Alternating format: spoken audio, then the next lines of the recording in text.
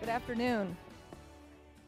I'm going to assume you're at this conference because you work for the government, with the government, support the government, you do business with the government, and then I know some of you just came to see the wine guy. I've been doing business with the government as part of the government and conducting business for the last 22 years working with federal agencies. And if you've ever done business with the government, then I'm sure at some point you have found it, there we go, to be somewhat challenging, complex, convoluted, inconsistent, maybe encountered high barriers to entry, you didn't get the communication that you thought you needed or had to have. And why is that? The government spends $530 billion a year through contracts, tens of thousands of transactions, thousands of people, companies really. And we've got all kinds of rules and regulations and policies and guidance. And across the federal agencies, the policies and guidance is different. And then when you look at the rules and regulations that are all the same, we all interpret and apply them a bit differently.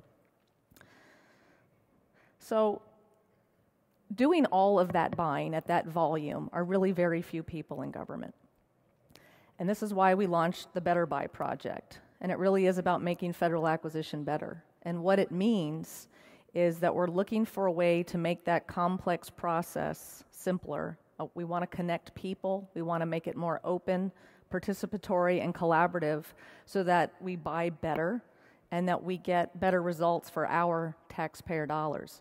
And this movement was started by people across federal, state, and local government agencies, people from the private sector, even interested people from the media, and other educational institutions who just have a passion about improving our government. Okay, so I promise this is not going to be a commercial for this man or his books, but we have lizard brains and linchpins and tribes that factor into our story. And we have quite a few linchpins in our Better Buy tribe that are really sparking some significant changes in the world of federal acquisition. We're going to talk just a second about lizard brains, and this is where I get into trouble. I can't even believe I'm doing this. This is my grandmother. She's 94 years old, and her lizard brain has largely taken over. She doesn't like trying things that are, new and different. And if you've read Linchpin, you know what a lizard brain is. It's part of our brain. It's the resistance that tells us we're going to fail.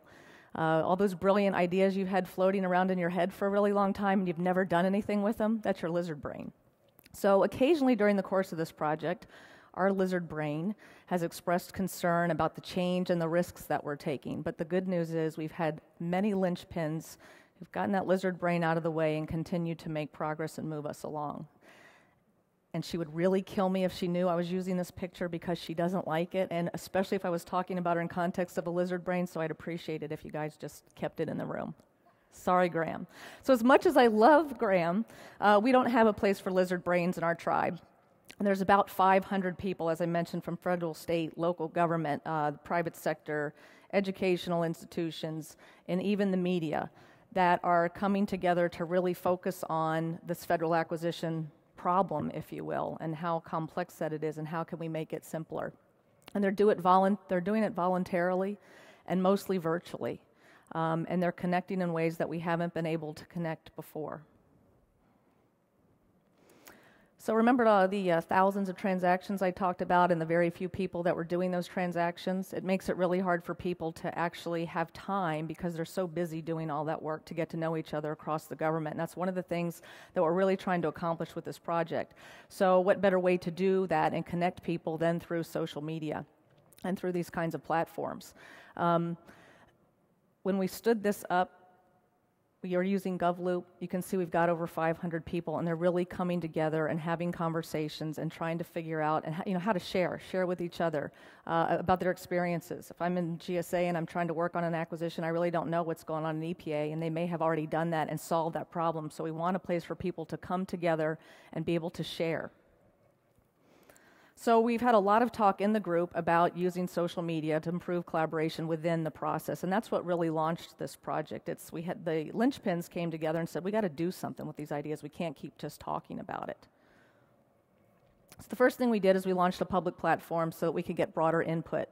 And I want to thank the folks at the National Academy for Public Administration, as well as members of the American Council for Technology and Industry Advisory Council who stood this up. It's up today. It's at betterbyproject.com. It's been up for about 7 months, thousands of visits from people across the entire country, sharing 140 ideas so far, hundreds of comments and votes. And I know what you're thinking. Is 140 a good number? And I'm going to say absolutely. It's not about getting as many ideas as possible. It's about getting the right kind of ideas that will affect positive change and really help us change what we're doing. So we at GSA took a look at all those ideas, all 140 of them, and matched them up to some real procurements that we had going on. And one of the first ideas was, why don't you all launch a wiki? That way government and industry can come together, you can put your requirement up there, and you can work together to help really define what it is the government should be buying and the best way to do that. So we've had 3 requirements we use this wiki for so far. And you can see we've got, there's some background information, we've got questions that we're asking that we need answers to, and we've got all the contract sections up there, and anybody is able to contribute and edit. And we've got some lessons learned with that, and some of those there are good ways to use this, and maybe some things and some procurements that we're doing that this wouldn't work so well for. So when you have an emerging requirement, as an example, and it's something kind of new and squishy, it's a really good way to get input from industry and people that really know the best way to buy that. And we did that for data.gov and got a lot of really, really good input. And what it allowed us to do, and allowed everybody to see really, is kind of the direction that this was heading. It gave us the ability to have conversations while the input was being submitted, because normally what happens is the government sends out the request for information and everybody's given a deadline date by which they then respond. So we're all not just sitting there waiting for the response, we've got other work that we're doing. But we don't know what those responses are going to look like. But when it's in this format up for the world to see, we can start having conversations internally and really start to decide how we change our solicitation. Are there other things we hadn't considered? How do we then work together and refine that? If you went to the Procurement 2.0 panel this morning, then you were able to hear people from GSA and industry actually talking about their experience using this. And another way to keep up with what we're doing is on our Better blog site. That Kevin Merritt up there actually, I don't know if he's still here, but he is talking about his perspective as a small business, what the experience has been like for him, and we're really encouraging people that have either thoughts or have experiences to help us learn so that we can, make improvements and then move forward. We've had the good fortune of having a lot of different organizations support us, help us get the word out in many ways. One of the other ideas that was submitted was, why don't you all use Twitter and just update your procurement status? So we did that, and we tied it to those 3 acquisitions on the wiki. That was an interesting conversation with the lawyers and especially the contracting officers. You want me to use Twitter, and you want me to tweet about what, and who's allowed to tweet, and what should we be tweeting, and what if someone tweets us back? So their first tweet was all caps, OMG. And no, I'm kidding, it was little OMG. But they're getting through it, and they're getting used to it. We're now actually talking about expanding that so that we tweet about all of our procurements. And it's really, we've heard from industry, they say, even if there's nothing going on with that procurement, just find a way to let us know. So we can't be calling people and say, there's nothing happening today, but we could tweet about it. So we're still in the early stages of this, but the clouds are parting. And we have a powerful dialogue going across government and across industry. We've got a lot of ideas flowing. Relationships are being formed, and we're taking it offline as well.